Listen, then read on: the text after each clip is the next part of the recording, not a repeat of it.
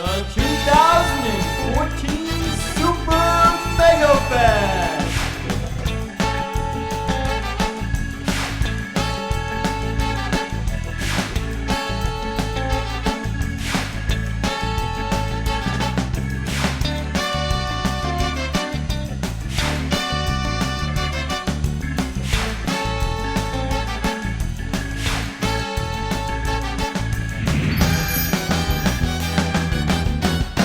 Welcome to the Super Megafest 2014. My name is David Ciccariella. We're going to go inside the Super Megafest, talk to special guests, people dressed in costume, and see some amazing things. Let's go.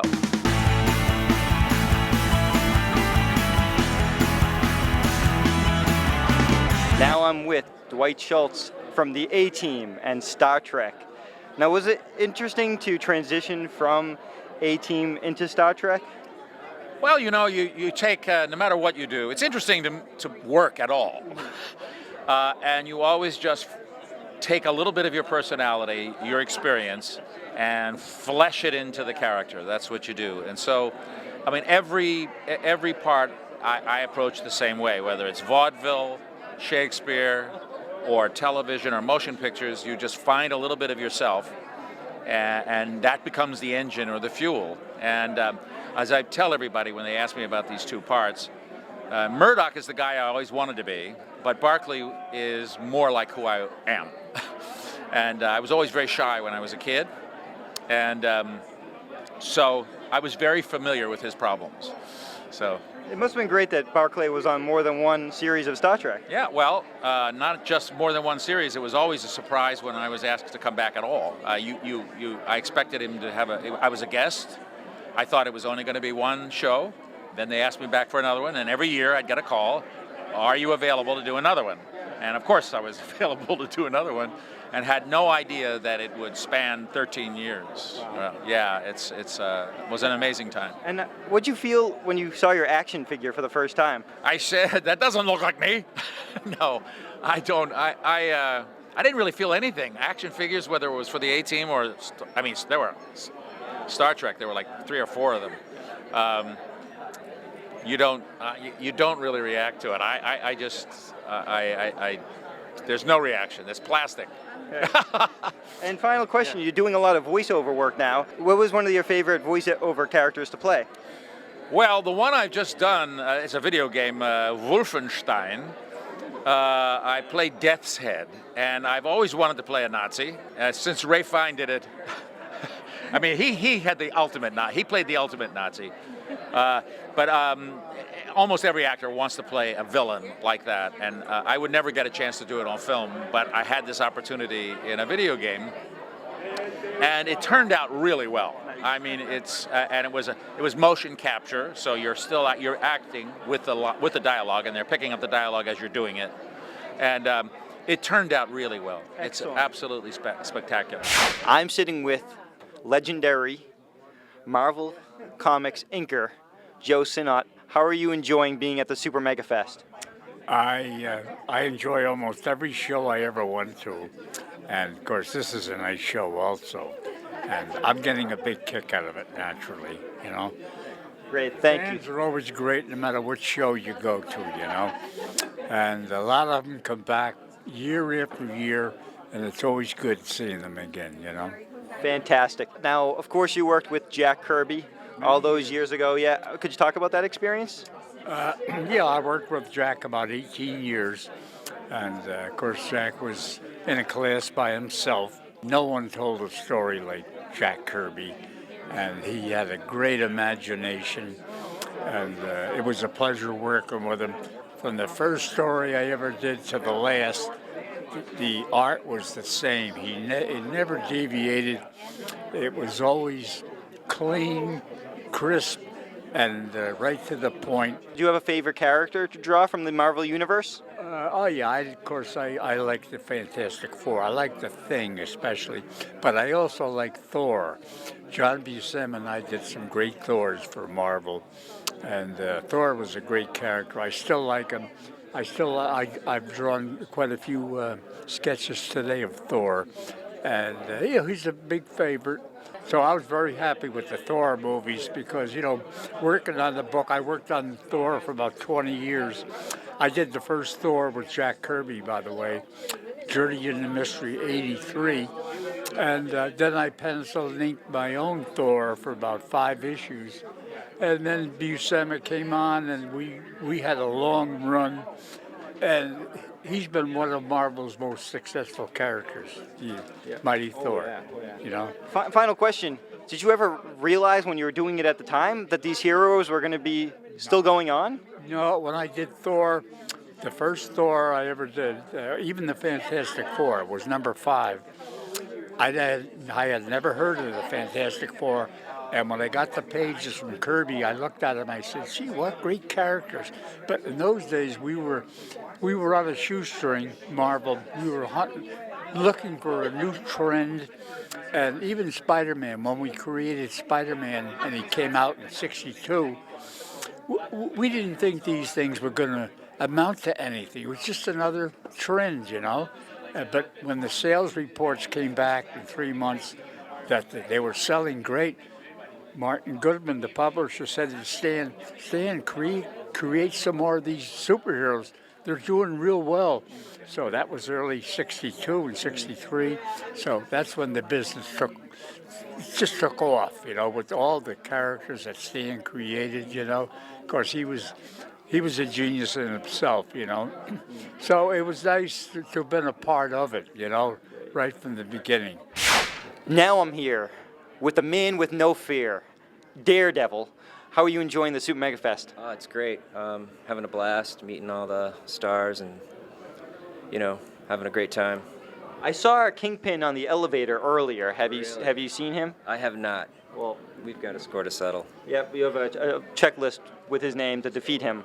Yeah. Oh, yeah. So what's your costume today? What are you made out of today? Just a Zentai suit that I modified. Like a little plastic mask underneath to give it some shape and put some glow lenses in it. Is it hard to see out of the mask? Not too bad. It's like a really dark tint, so, you go into a dark room, you're pretty much... Like how Daredevil is, yeah. Yeah. Right. And Joey Pantalano's here today. He was in Daredevil. Did you see that film? I did not. No, I didn't really see it because, I could only sense things. So you sensed the movie? Yeah, I did. Great. And now Daredevil's coming back for a Netflix TV show. Are you excited? I am. I hope they portray me, in a good light. I'm now sitting with Tony Darrow from GoodFellas and many Woody Allen movies. I've done 6 Woody Allen movies in a row, and the last one was Small Time Crooks, which I co-starred in it with Woody, Tracy Ullman, John Lovitz, Michael Rappaport, Hugh Grant, and Elaine May, and it was wonderful. How is Woody as a director? I would say he's on an equal scale, and believe me when I tell you, with Martin Scorsese. And the reason being is because they work the same way. You have a script. You look at the script, and then you put it away. And you stay within the context of the scene, but you do it your way. If the writer writes, Tony Darrow, it's an honor to be in your presence. I am overwhelmed by your company. I don't talk like that. So I would do the same thing. Hey, Tony, how are you? I heard so much about you. I'm so glad to meet you. But I said it the way I speak. So when you see a Scorsese movie or a Woody Allen movie, you say, wow, those guys are so natural. It's because you're doing what they want, but the way you speak. And that's their secret. And Woody is a lot looser than Marty. Marty has a script, and as long as you end it the way he wants it, that's fine. Woody, you don't even have a script. You almost want to get a heart attack because you're worried about, I don't know what I'm doing. But when you get on the set, it all comes out. And GoodFellas is one of my, I'm getting choked up talking about it because it's one of my all-time favorite movies. It means a lot to me. It must be so good that people still talk about that movie to this day, and it's like one of the classics. Well, the film that the scene when I go see The Godfather, this here. I just want to show them that. Yeah, of course. When I get hit with the bottle, I wrote that whole scene. What do you want me to wind up a Lannister? A little more, he could be a stool. What do you want me to wind up an MIA? I wrote that whole thing because that's what he used to talk in my neighborhood. Look at him, he's all dressed up. It's like putting a silk hat on a pig, you know. So I used all those phrases that I knew growing up in that scene. And now I'm standing with... Brandon Clark as Zeus and the Ice King put together. What inspired you to dress as these two characters? Well, I have two different costumes. I have a Zeus costume and I have an Ice King costume. I said, you know, it would be kind of cool if I can just like push them together, and you know, I thought it would be a different take on it, originality. You know, because everybody keeps on doing the same costumes. I want to do something different. Now you made everything here? I made the gauntlets, but my friend Ellen Morey, she made the armor and the belt. And I just got the bodysuit, and I got the belt. I mean, the boots, whatever. And I got she made the cape for me. This is really cool. The lightning that's in your hand. What's this about?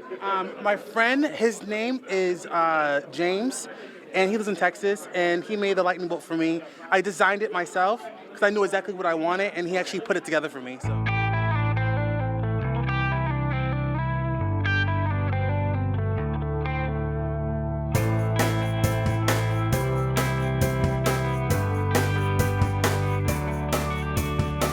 I'm now with Lee Arenberg from so many great TV and movies. Now, can we talk about Pirates of the Caribbean? And it must have been a thrill doing all the... Now, I know it's like a comical film, an adventure film, but a lot of the comedy scenes were on you. That must have really felt fun to play. It's always an honor when they give you the ball in the business. The comedy of those scripts, though, so well written. When you get something that's written by, you know, Rossio and Elliott, who've written Shrek, who wrote Aladdin, right? Yeah. They've already thought about a lot of it. Right. I like to say that comedy is like baking. It's the right rhythm, it's the right amount of words, it's not having too much in the joke. Right. And they also, Terry Rossio said to me, and Ted said, you know, a character can talk about anything. Even an idiot savant could know every Supreme Court justice as long as it is funny. And that's how they kind of did it. Because like when Mackenzie and I are talking about the Kraken and the old Scandinavian, these characters couldn't know that, but they could know it for the sake of comedy. They could. But let's talk about between you and Mackenzie, the double act between you two. Did you guys look at other past double acts in comedy for inspiration? I mean, I'm a huge Laurel and Hardy fan. I'm a huge Abbott and Costello junkie. But no, not really. I mean, it's not something, I mean, we basically forged our own chemistry and kind of built our own routine based on what was on the page and what they're asking you to do, and then just look the other fella in the eye and see what happens. There was a lot of organic connection that happened between the two of us as friends. The opposites, the fact that he's shyer, I'm more out there. You know, the opposite factor. We created the backstory that I'm his uncle, like why are these two guys going out to sea? And that made sense. He's my sister's kid. And so I took him under my wing, such as a wing as it is, right? And you guys had an arc, even though you were like the buffoons. I don't like a stereotype, but no, I mean, buffoons. Well, Shakespearean clowns, buffoons. I mean, I think that's absolutely a perfect definition for it. But you had the arc, like because you started out as villains in the first one, and then you became anti-heroes by the end of the third one. That's right, and you know, and I got to say that my favorite of all the movies would probably be that Dead Man's Chest when I was a hero. There was just something powerful about being on the good guy's side and lamenting the death of Jack Sparrow, you know, that was really emotional for me and for all of us, you know, within the telling of the story. But that says everything about what Pirates were about. Is like, my loyalty was just that far. Who's paying me? Who's giving me my opportunity? That's how far I'm loyal, right? I mean, it's amazing to see you under all this makeup in Star Trek as a Ferengi. Ferengi, right? Yeah, and how long did that makeup take to put on, and was it comfortable and things like that? It sucks. But you've already said yes to the gig. You know you're playing an alien, so you know you're doing it. I like to say that the makeups took between 3.5 and 4.5 hours, depending on how much time they gave the makeup artist. If they'd given the guy 6 hours, it would be a 6-hour makeup, because they're not going to ever let you out of the chair until you're pulled out of the chair. And yeah, it's super uncomfortable, but it's one of those things that when you know you're doing it, easiest way to get an actor to complain is give him a job. So it's obviously a makeup job. Mm-hmm. So why are you going to bitch about it when you're already, underway? Right. That's what negotiation's for. That's what your agents and lawyers are for, to get you compensated as you're in the process of saying yes. Mm-hmm. pay you for the hell you go through. Too many actors, I guess, are just so happy to get the gig. But you got to really think about what the ramifications are. You're going to be able to do it emotionally and be happy. And it's good too because even though you're under makeup, you can still walk the streets, and you might not get recognized, which is a good thing because you're. I mean, it's good and bad, you know. I mean, we're in an egocentric business. Believe me, I definitely have a healthy ego. I like to be recognized. It's neat. It's a powerful feeling in the modern day to have fame and stuff. But fame doesn't pay the rent, so it's a balance of it. I'm lucky that like a lot of my fans are scared of me. You know, because I'm a gnarly dude and I'm not going to, I don't suffer fools. However, I respect and love the fact that, my fans define the art form. Someone's not watching you acting, you're not acting. So you need that person. So I give the respect and therefore I get it back. But I'm definitely, my rule of thumb is I treat the quote regular people, and they're hardly regular, like they're the superstar. And that elevates the whole game, and it makes you feel better when your fan feels better, and they follow you to your next opportunity. They've been following me, luckily, since Tales from the Crypt and Seinfeld and all the way. Almost 30 years now, bro. It's a good run, It's an awesome run. Thanks, dude. Well, thank you so much for talking to me. Man. Thanks for having me. Had a great time here in Boston, my first time up here, and I look forward to coming again. I'm here with the Kiss Demon, and how are you enjoying the Super Mega Fest? So far, so good, man. It's it was packed yesterday, and so far it's really good today. I've actually enjoyed it. Great. And how'd you become the Kiss Demon? Well, Gene Simmons actually wanted the character for WCW, and so he went to Eric Bischoff and they cut a deal. And I was a huge Kiss fan from the time I was 5 years old. My brother brought home the Destroyer record, and from that point on, I was hooked on Kiss. So when they said, hey, there's a possibility of having a Kiss wrestler, I was like, please make sure you look at me. And ended up, I got it and was thrilled to get it, and still absolutely love doing it. I got to see Kiss last weekend in Vegas and got to hang out with those guys. They're awesome. I mean, great people. The show was incredible, so it's still going, and I still love it. What's one of your favorite matches that you had? Actually, one of the favorite matches I had was it was a main event in Terre Haute, Indiana, with Sting. And it was Sting, Booker T, and Chronic versus Vampiro, Jeff Jarrett, Muta, and me. And it was a rocking main event. And we had a blast. So that one sticks out for me. Great. And what are you currently working on doing? I'm actually with the Chicago White Sox as a strength and conditioning coach. So I travel around with the White Sox, and I'm in the best organization in baseball. So I can't complain at all. Now I'm standing with a Cyberman from Doctor Who. What brings you to the Super Mega Fest? What brings me to the Super Mega Fest is the TARDIS. Have you seen the Doctor around? There are too many doctors here to contend with. So it's like a multi-Doctor story with different incarnations. That is correct. They seem to like to sonic me. We won't go there, but anyway, what are you made out of? I mean, this is fantastic. Currently, this is made out of chrome-covered fiberglass, plastic, PVC, and a painter's suit with some paint on it. Oh, and cricket gloves. Is it hard to see out of that mask? Yes and no. I can turn my head 180 and see out the sides and see through the mouthpiece. What is it about a Cyberman that you love? I love the fact that they want to upgrade the universe to perfection. You're around the classic era Doctor Who Cyberman, correct?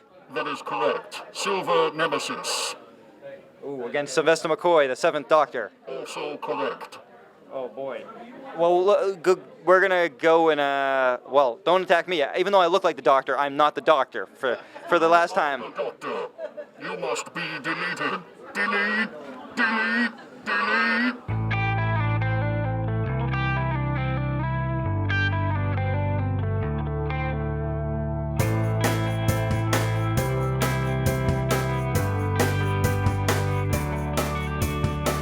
I'm now here with Justin, who brought the TARDIS.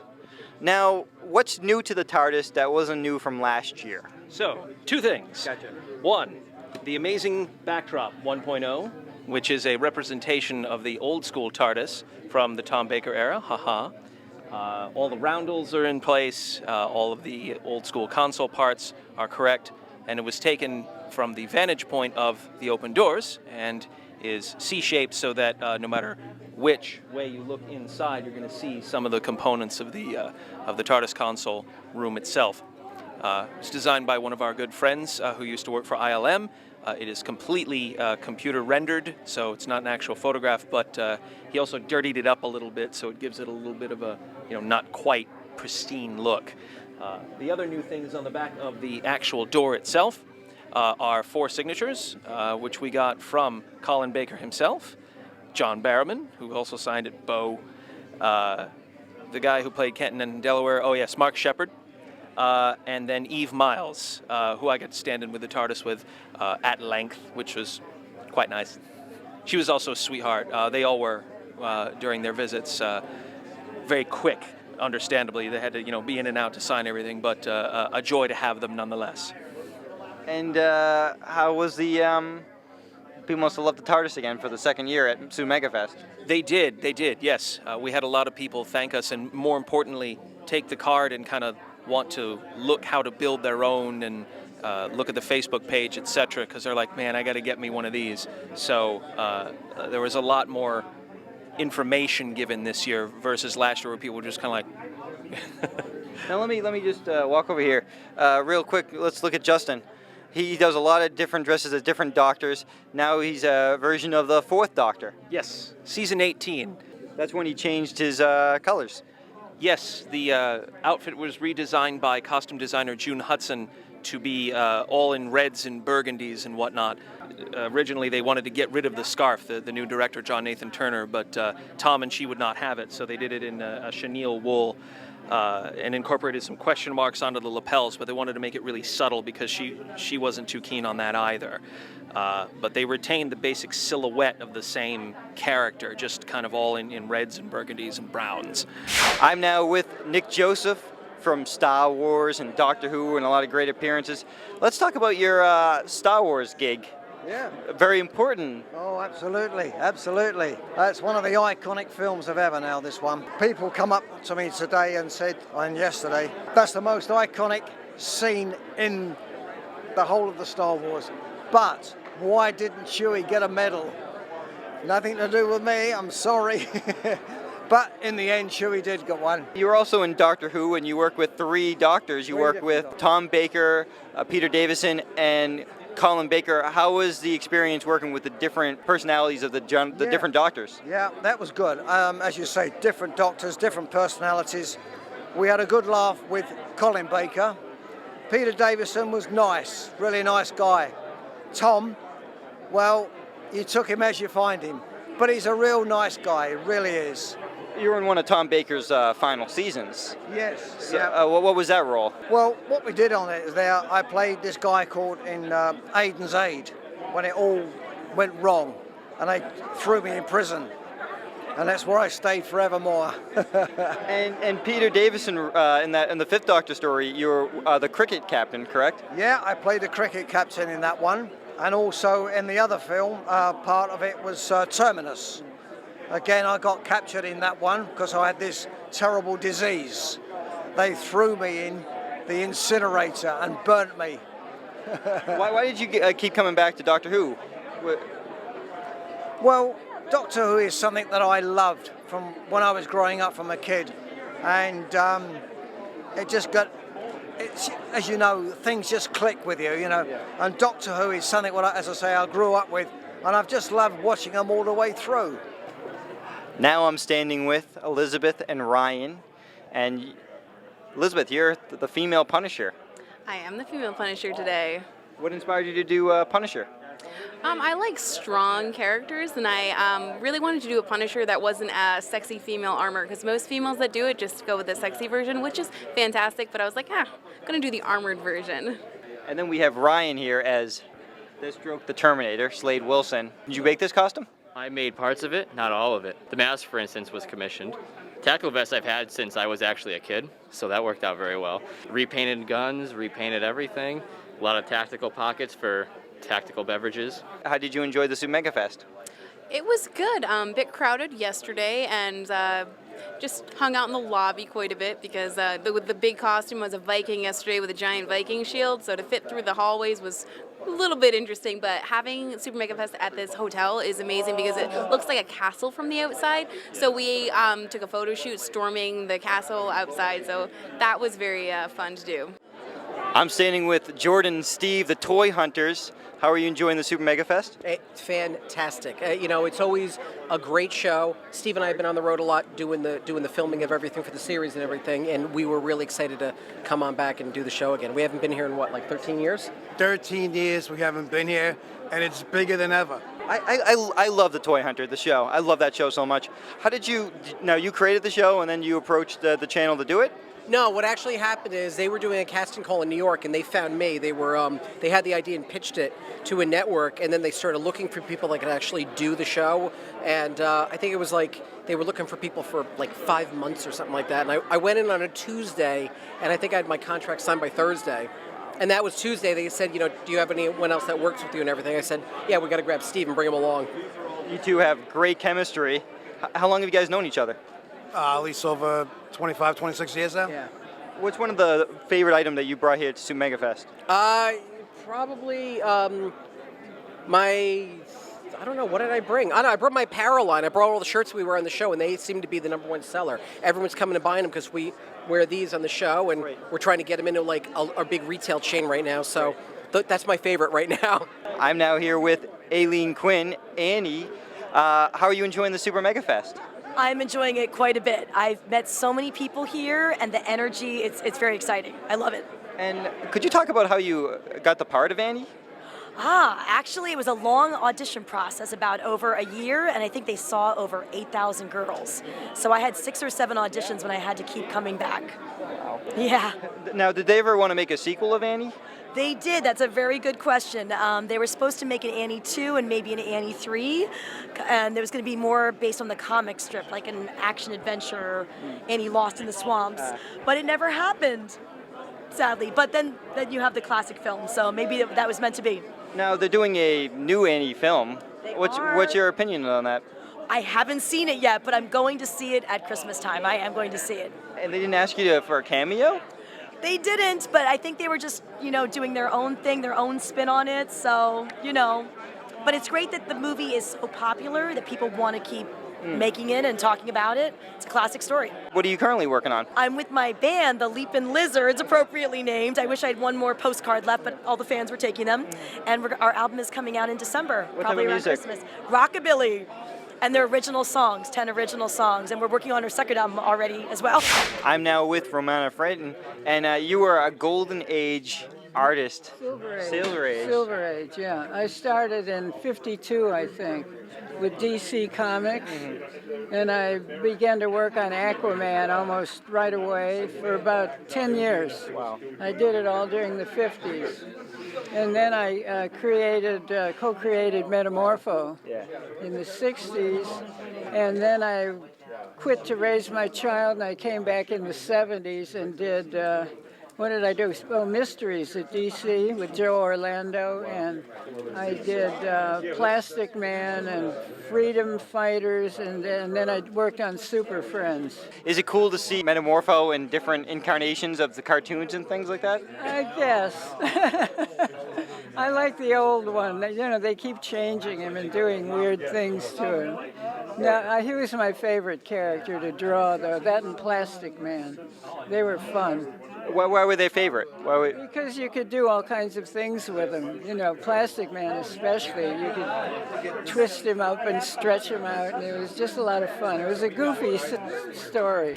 I'm here with Miriam, and you are dressed as Catwoman in the purple outfit, and you're a special guest this time at Super Megafest. How does that feel?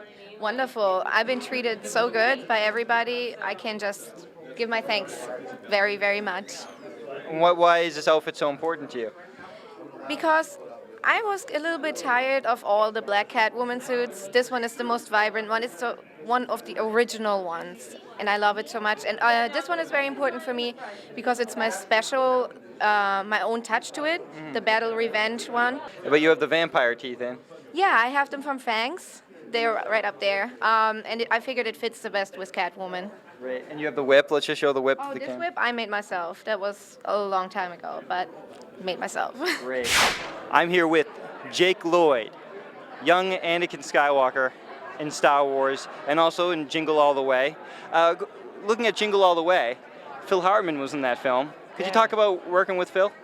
He was incredible, exceptionally funny. He was really down to earth, and it was always a pleasure just to be around him on set. It was just like he was great, absolutely great, and he really did bring incredible life to that movie. So he made it very, very funny. It must have been a great honor to work with him. Yes, very much so. Very much so. Being Anakin, it must feel so great to you that fans come up to you and you're like their hero. Yeah, actually, it's humorous because I was raised on the originals. So when I was 5, I watched the originals trilogy and loved Darth Vader, and then managed to become young Darth Vader, which is quite the turn of events for anyone. And I relate to that a lot. Actually, it's always an honor to have people come up and they just chat for a while and hang out and talk about their favorite scenes and talk about what they're doing now when it comes to like school and stuff, because a lot of them are in college and stuff. And I have a production company going, so I am looking for media people for media arts people to join up with us. We loan out our production crews to other people, and so it's actually kind of nice to get people like who love film as kids, and particularly the film that I was in, and offer them whatever modest exposure that I can, and make sure that and give them a home on our website and make it so that they can sell their creative work and do creative stuff. As a child actor, now as an adult, you look back at yourself as a kid. Is it odd to like see yourself?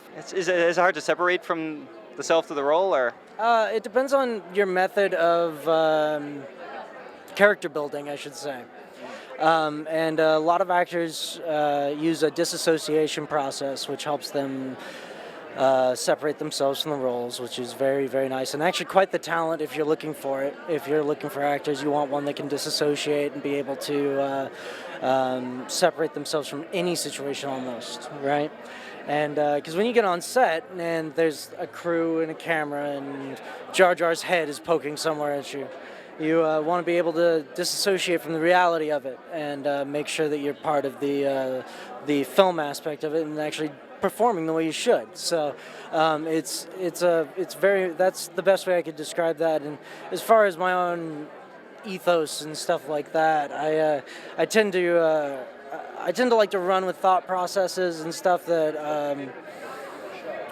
I'm a big fan of like actual character building. So when it comes to self-deprecating thought processes or things like that, I like those.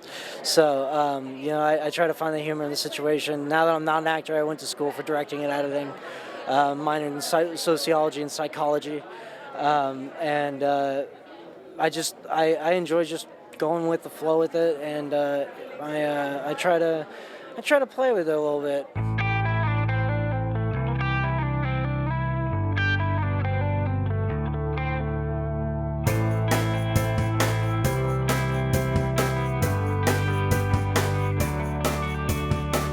Super Megafest is slowly winding down, and as you can tell, it was a great event with all the special guests, panels, autograph sessions, and more. My name is David Ciccariella. Thanks for watching.